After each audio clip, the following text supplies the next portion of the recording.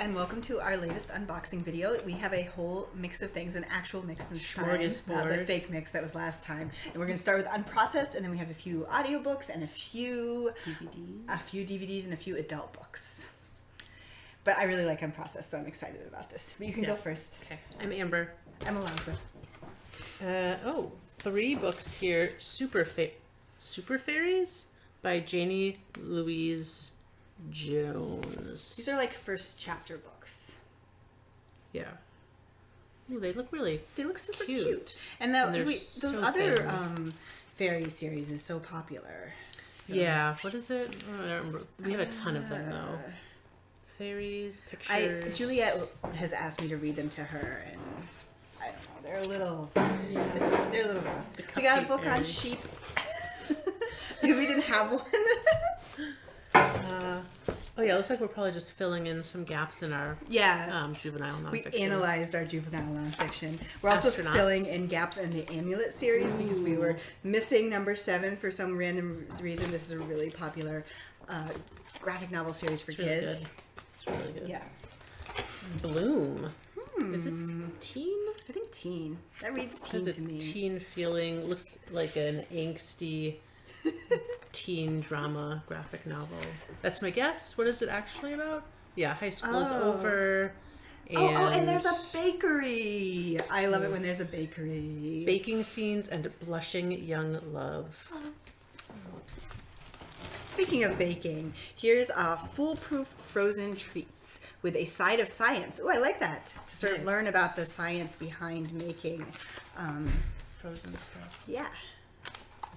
Just in time for summer, which is going to be here really soon. More astronaut stuff. Go for liftoff. How to train like an astronaut. Oh, that sounds awesome. I like the idea of this book because it's like interactive learning. Yeah. It's not just abstract. Okay, this is a big deal for some families. This is the newest in the Narwhal and Jelly series. Yes, maybe you're not excited about this, but let me tell you, there are some kids who are going to be really excited. And yeah, there's Jelly. So cute. This one, it sounds like Narwhal gets an otter friend, not just Jelly. Maybe there's a little bit of jelly jealousy. Good one. Shortcake Cake, the third one. We just unboxed the first 2 a few weeks ago. And I already had someone ask me if we were getting the third one because they read the first 2. We did. Yeah. Another maybe like early chapter book series called Unicorn Academy. Do we have any of those now? I think this is the first. I think it might be a kind of new series. Unicorns. We have other unicorn stuff. Yeah, we do have. Look, they're so pretty with their rainbow manes. Displaced, and it looks like Malala. How do you pronounce her last name? Yusefi. I'm gonna say. And this is about other stories about refugee girls. Yeah.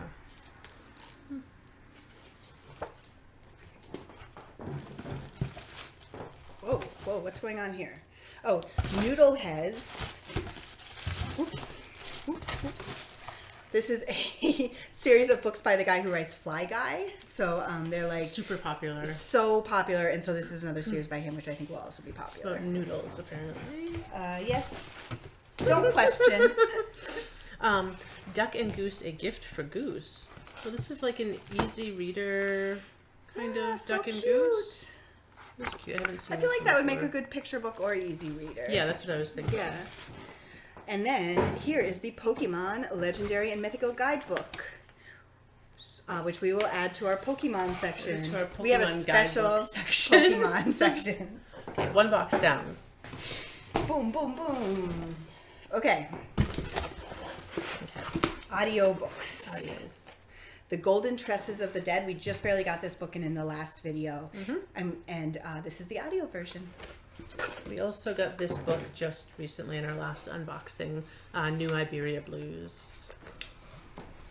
This is called The Factory Girls of Lark Lane, and this was actually requested by a patron, and nobody else in the whole world had it, so I decided to just get it.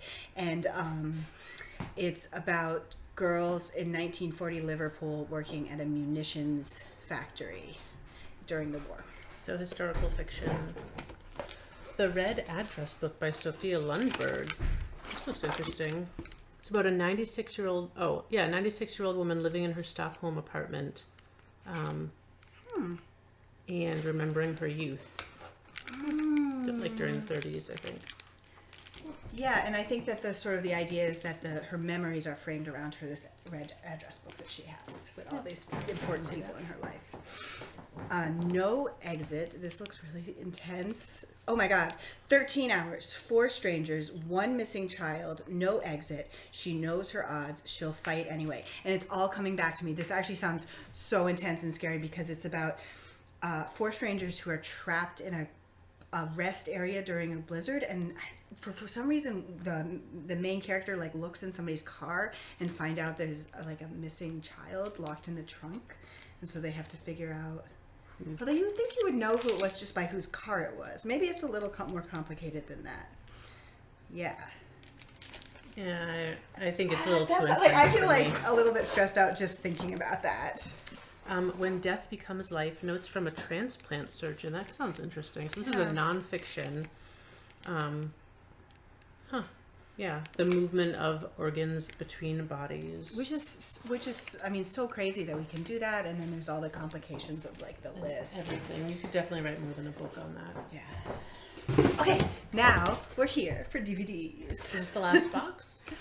This is the last box. Yeah, we are just like Flying through. Yep. Yeah. We can both do this one because there are 2 copies, and it's called The Wife, and Never heard of it. It's have apparently 2 of them everybody now. else in the world has, because it was really, really popular that we had to get 2 copies, and it has Glenn Close and Jonathan Pryce, and it's about a woman whose husband wins the Nobel Prize for his novels. And she's sort of like his faithful, loyal wife that she's been over the years. But I think there's some suspicion that I don't really know if this is a spoiler, because it kind of, you could tell from the trailer that it seemed like she was the one who actually like wrote the books, or at least like did a lot of the writing. And so then it gets awkward when he becomes this huge celebrity and she's standing in the background and starts to feel resentful. And I just imagine that Glenn Close is like amazing in that part. She's That's like probably why it's so popular. Yeah. Shoplifters. I don't know anything about this. I think it's going in our foreign section. Tokyo. So it's probably, it's in Japanese. Oh my goodness, the back with English cover is subtitles. so sweet. Like, it's just the picture of this family. I think they have to survive by shoplifting because they're really poor, but yeah. It's interesting to see how other cultures deal with shoplifting, I think. Yeah, and also just surviving sort of on the edges of society, because Tokyo seems like a really structured society, but so it feels like it would be kind of hard. Yeah. Bohemian Rhapsody. Oh, that's finally out on DVD. Out on DVD. Oh, look, we have 2 copies of this too because it's mega popular, and I think maybe is like one of the ones that's up for an award. Yes. And it's about Queen. Yeah. Starring Rami Malek. Specifically, Freddie Mercury's. I don't know. I think it focuses on him. On Freddie Mercury. I don't actually know a lot about Queen, so maybe I should watch the movie and then I will. Last one. I don't know if this is me or you, but it's A Private War, and we got the book. Remember, we got the book about the woman with the eye patch. She was like the war. That's her. That they've made a movie about her too, and so she was a celebrated war correspondent who was killed in a improvised explosive device, and Marie Colvin. yeah. So I assume that the book and the movie maybe are like a similar theme, but. I should have guessed it from the eye patch. It's kind of a... Yeah. Rosamund Pike. It's a good... That's it. We're done. Bye. Bye.